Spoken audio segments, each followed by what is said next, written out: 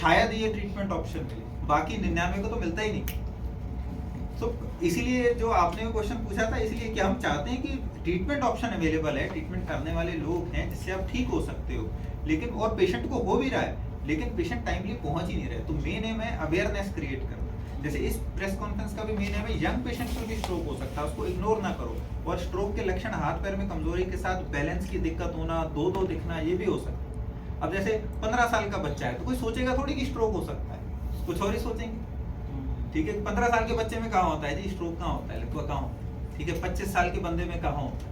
Sir दर्द stroke का लक्षण थोड़ी हो सकता है। सीवियर चेस्ट हेडेक था, तो इतना तेज हेडेक था, वो जो हेडेक था वो वार्निंग साइन था स्ट्रोक का, हमने इग्नोर किया तो फिर स्ट्रोक हो। अगर उसी समय हेडेक पे ही हम कंसल्ट कर लेते शायद स्ट्रोक नहीं। सर जैसे स्ट्रोक आप बता रहे हैं कि बच्चे को जो है लकवा मार गया था और फेस एक साइड से मतलब टेढ़ा हो गया। नॉर्मली क्या होता है कि एक छोटा बच्चा है, 15 ईयर एज है या 14 ईयर एज है, वो अगर मुंह टेढ़ा होता है या कुछ होता है तो पेरेंट्स सोचते हैं कि मे बी कुछ और रीज़न हो सकता है, या मतलब ऐसे कोई नॉर्मली अगर मैं मतलब हमने बात करें तो हमें लगता है कि कई बार बच्चा मजाक कर रहा है या मतलब ऐसे तो हम उस समय तक नहीं पहुंचा सकते। तो इसके अलावा और क्या सिम्टम्स हो सकते हैं मुंह टेढ़ा होना के अलावा? सर आपने बताया हेडेक हो सकता है एक और टेढ़ा। सर मैडम एक न्यूमोनिक है बी फास्ट, BEFAST, ये एक न्यूमोनिक है जिससे आप स्ट्रोक के लक्षण को आराम से याद कर सकते हो। बी से बैलेंस, अगर बैलेंस की प्रॉब्लम हो, अचानक से आप सीधा नहीं चल पा रहे, आपकी चाल में लड़खड़ाहट, ठीक है। ई इज आई, आंख से अचानक से धुंधला दिखने लग गया या डबल दिखने लग गया, ठीक है। एफ इज फेस, चेहरे का तिरछापन। ए का मतलब है आर्म एंड लेग, हाथ पैर में कमजोरी आ गई, माने आप जो चीज पकड़ना चाह रहे हो पकड़ नहीं पा रहे, जोर नहीं लग रहा, या आप चल रहे हो तो आपके हाथ पैर में जान नहीं आ रही। कई बार होता है लोग कहते हैं मैं इसको पकड़ने की कोशिश कर रहा हूँ तो अक्सर पकड़ नहीं बन रही, मैं हाथ उठाने की कोशिश कर रहा हूँ उठा नहीं पा रहा हूँ, तो अचानक से अगर ये आ जाए। एस माने स्पीच, अब स्पीच में सिर्फ बोलने की दिक्कत नहीं है, बोलने की भी दिक्कत हो सकती है, समझने की भी हो सकती है। माना मैं आपको कुछ बोल रहा हूँ और आप मेरी बात का जवाब ना देके कुछ उल्टे ही जवाब दे रहे हो, ठीक है। ये कंफ्यूजन जो है, या बात को समझ ना पाना, बोल ना पाना सही से, या जबान में लड़खड़ाहट आना, ये भी लकवे का लक्षण है। और आखिरी टी जो है वो टाइम। तो अगर ये BEFAS आपको कोई ऐसा सिम्टम है, बैलेंस, आई प्रॉब्लम, स्पीच प्रॉब्लम, फेस का टिल्टनेस और इसमें से आर्म या लेग का वीकनेस, ये सब लकवे के लक्षण है। स्पेशली अगर ये अचानक हो, अचानक मतलब एकदम आप ठीक हो और आपको एकदम लगने लगा कि हो, और कई बार तो ये होता है कि जैसे हुए और फिर ठीक हो गए।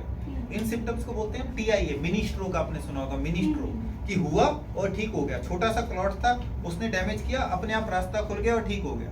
लेकिन वही मिनी स्ट्रोक जो है वार्निंग साइन होता है बड़े स्ट्रोक के।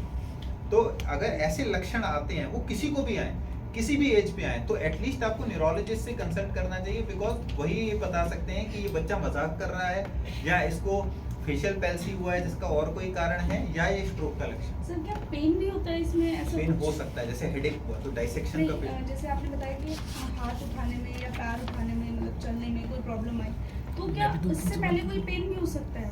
मोस्टली नहीं। अगर स्ट्रोक में होगा तो एक साइड में अचानक से झंझनाहट, जैसे झंझनाहट, मिर्ची चल रही हो, चींटियां काट रही हो। अगर अचानक से एक साइड में चींटियां काटने लग जाए, मतलब वो भी अचानक से, और हाथ पैर सब में, चेहरे पे भी आ जाए, तो बॉडी में स्ट्रोक हमेशा एक साइड में होगा, ठीक है। स्पेशली जो पीछे के हिस्से में जब प्रॉब्लम होती है तब हमें बैलेंस का प्रॉब्लम, हिचकी का प्रॉब्लम, बार बार उल्टी आने का। अब क्या होता है, किसी को बार बार उल्टी आ रही है तो पेशेंट क्या सोचेगा, सबसे पहले गैस्ट्रोएंटरोलॉजिस्ट के पास जाना। लेकिन बार बार उल्टी आना और सिर दर्द होना, ये ब्रेन का प्रॉब्लम है, पेट का नहीं है, ठीक है। इनफैक्ट मैंने बहुत बार ये रील भी बनाई है, क्योंकि बहुत सारे पेशेंट्स ऐसे आते हैं स्ट्रोक के जिनको उल्टी आ रही थी और बैलेंस की दिक्कत थी, वो उल्टी की वजह से गैस्ट्रोएंटरोलॉजिस्ट के पास गए, और हमारे पास है 1 महीने बाद, क्योंकि जब उनकी उल्टी ठीक नहीं हुई तो अल्टीमेटली हमारे पास रेफर करके आए। तो बहुत कई बार अनकॉमन सिम्टम होते हैं, बट कॉमन सिम्टम ये है BEFAST। ये बहुत इंपॉर्टेंट निमोनिक है जिसको याद रखें, और किसी भी एज पे किसी को भी हो सकता है। मैंने आपको बताया 20% लोगों की उम्र 50 साल से कम होती है, और ये 3 पेशेंट्स तो हमारे पास एक हफ्ते में आए। आप सोचिए कि कितने सारे और पेशेंट होंगे। सो ये तो एक पॉइंट ऑफ टाइम पे हम प्रेस कॉन्फ्रेंस कर रहे हैं कि हमारे पास ये 3 पेशेंट है जो एक टाइम पे आए, जिससे हमें ये आइडिया भी आया कि हमें बात करनी चाहिए, क्योंकि पेशेंट्स के रिलेटिव्स, फैमिली मेंबर्स ने हमसे जब ये पूछते हैं तो हमें उनको भी लगता है, तो हम चाहते हैं और अवेयरनेस हो। डॉक्टर साहब, ईशान के मामले में आपने बताया कि भाई अपनी कार्य क्षमता, शरीर की क्षमता, वो अपने शरीर के विरुद्ध काम करती है। जी तो क्या ये इसका परमानेंट सॉल्यूशन है या फिर कंट्रोल किया जा सकता परमानेंट है? सोल्यूशन है, इसका दवाई चलेगा। जी। इम्यूनिटी को कंट्रोल करने के लिए दवाई चलेगी, जी जी थोड़ी लंबी चलेगी, जी। बट उससे ठीक होता है। परमानेंट सॉल्यूशन है। जी बिल्कुल। ठीक, थैंक यू। चलो।